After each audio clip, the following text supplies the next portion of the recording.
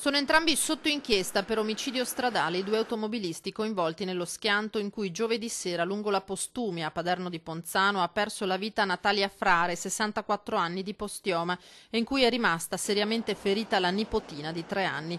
La piccola, che non è più in pericolo di vita, ha lasciato sabato la terapia intensiva ed è stata trasferita in pediatria al Cafoncello. I funerali della nonna paterna, invece, saranno celebrati giovedì mattina alle 10 nella chiesa di Postioma.